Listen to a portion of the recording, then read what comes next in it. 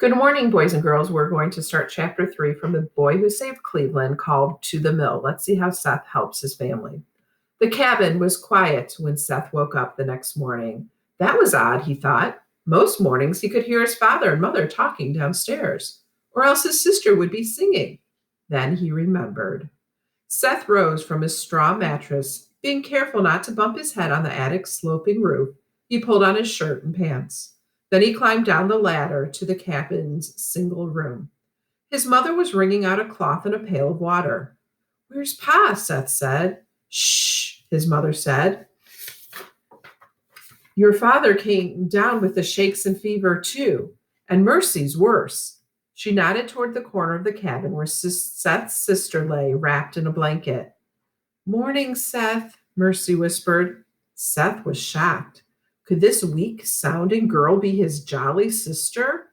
"I hope you're feeling better," he said, but he didn't know if Mercy heard him. She had closed her eyes again. Mrs. Doan lifted a curtain at the other end of the room. Behind it, Seth's father lay on the cabin's only bed, which was built into the wall. "I've got to get up," the man said. Seth could see that he was shivering. "That'll just make it worse," Seth's mother said. She bathed her husband's forehead with a damp cloth. "You must rest." "But who'll go to the mill to grind our corn?" Mr. Doan asked. He turned on his side and tried to sit up. "We'll have nothing to eat if I don't." When the Doans arrived in Cleveland, their neighbor, Lorenzo Carter, had loaned them seed corn from last year's crop to plant in the field they cleared. Meanwhile, they were using some of the borrowed corn to help tide them over until their own crop was ready to harvest. The Doans ate other things, squirrels and rabbits that Mr. Doan hunted, fish that he and Seth caught in the lake, wild fruits and berries that the family gathered from the woods. Corn was their mainstay, though, corn for mush and corn for bread. But first, the hard kernels had to be ground into meal. "I'll go to the mill," Seth's mother said to her husband. "Now you just lie back down." Mr. Doan obeyed her reluctantly, and she pulled the blanket up over his chest. Seth could see how tired his mother was. With both Pa and Mercy sick, how could she leave them to go to the mill? She had her hands full here at home. Suddenly, Seth heard himself saying, "I can go." Mrs. Doan looked surprised, and then she smiled.